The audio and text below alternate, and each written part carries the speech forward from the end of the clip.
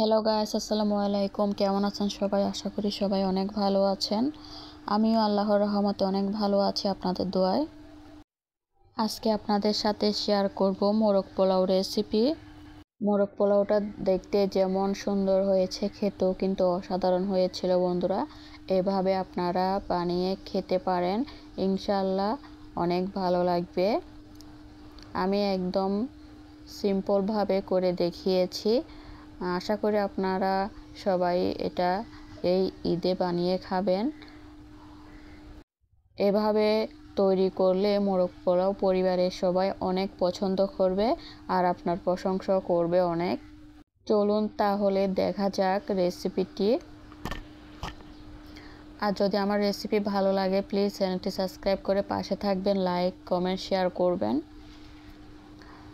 পাশে থাকা বেল আইকনটি প্রেস করে রাখবেন কোনো ভিডিও আপলোড করার সাথে সাথে সবার আগে পেতে। সবাই চ্যানেলটি সাবস্ক্রাইব করে পাশে থাকবেন। মোরগ পোলাওটা রান্না করার জন্য কিছু মশলা রেডি করে নিতে হবে। 4-5টার মতো কাঁচামরিচ, 2 টুকরা আদা, 4-5 কোয়া রসুন, একটা আর অর্ধেকটা পেঁয়াজ, 3টা কিশমিশ, 2টা কাঠবাদাম, 10-12টা মতো কাজু বাদাম নিয়েছি। এগুলা সবগুলো একসাথে ব্লেন্ড করতে হবে।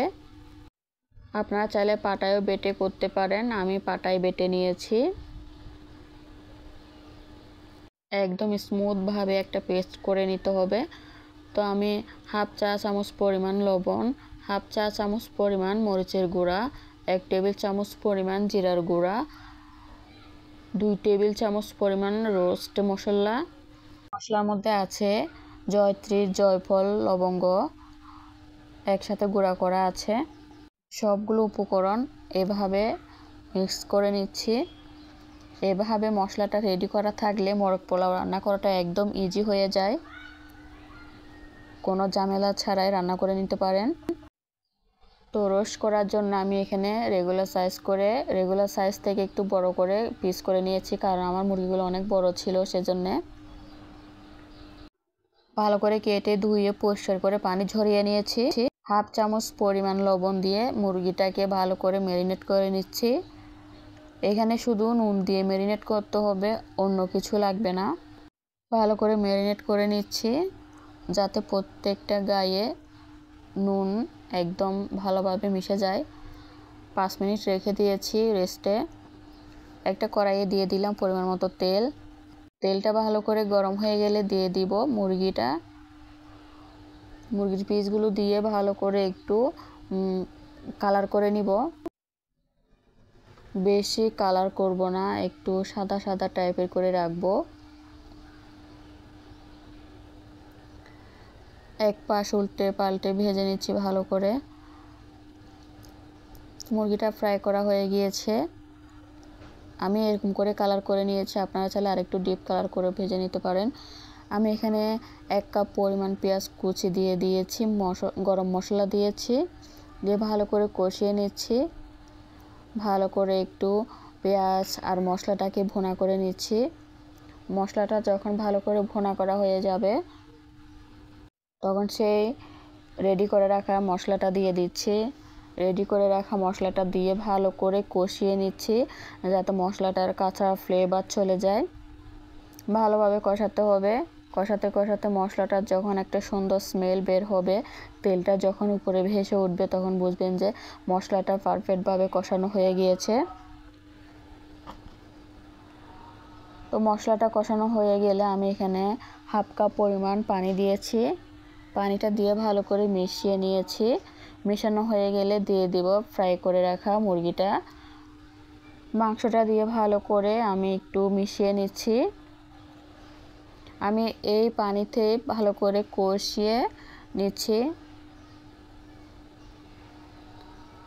ভালো করে আগে কষিয়ে নিলে স্মেলটা অনেক ভালো হয়, রান্নাটা অনেক টেস্টি হয় খেতে।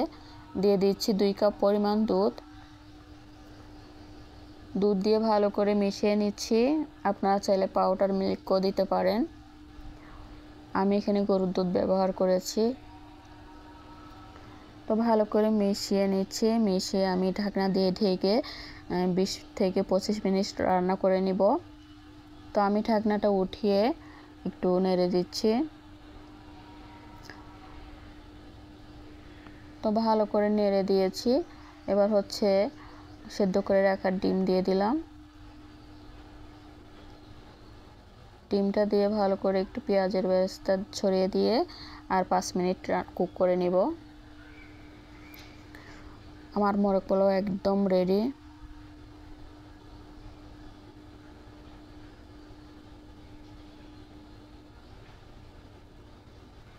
তো মাংসটা আমি আলাদা করে নিয়েছি ঝোল থেকে, ঝোল আর মাংসটা আলাদা করে নিয়েছি।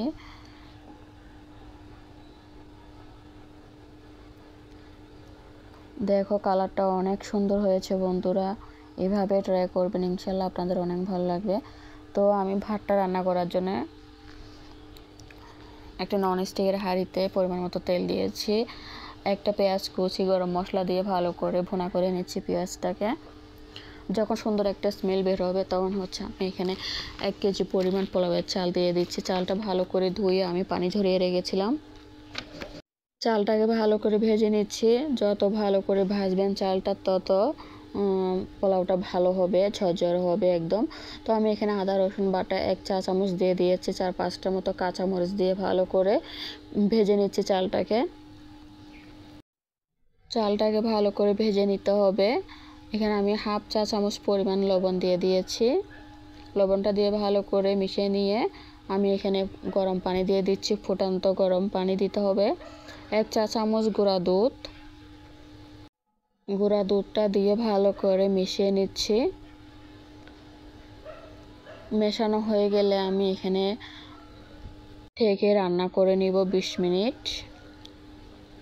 20 মিনিট পর ফিরে আসলাম। পানিটা একদম টেনে এসেছে। তো আমি নিচের চাল উপরের চাল নিচে দিয়ে ভালো করে মিশিয়ে নিচ্ছে। আবারও মিশিয়ে নিয়ে ভালো করে আবারও 10 মিনিটের জন্য দমে দিয়ে রাখবো। 10 মিনিট পর ফিরে এসে আরেকটু মিশিয়ে নিচ্ছি। মেশানো হয়ে গেলে আমি অর্ধেকটা ভাত উঠিয়ে নিব।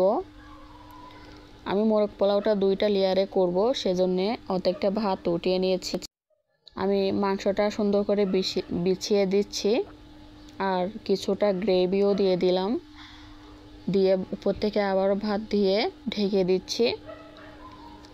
আবারও আরেকটা লেয়ার করে দিচ্ছি। ডিমগুলো দিয়ে দিচ্ছি।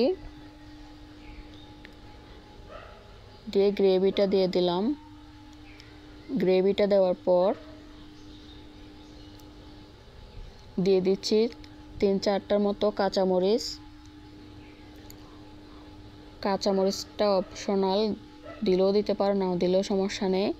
তো দিয়ে দিচ্ছি পেঁয়াজের বেরেস্তা দিয়ে ভালো করে আমি ঢেকে 10 মিনিট দমে রাখবো।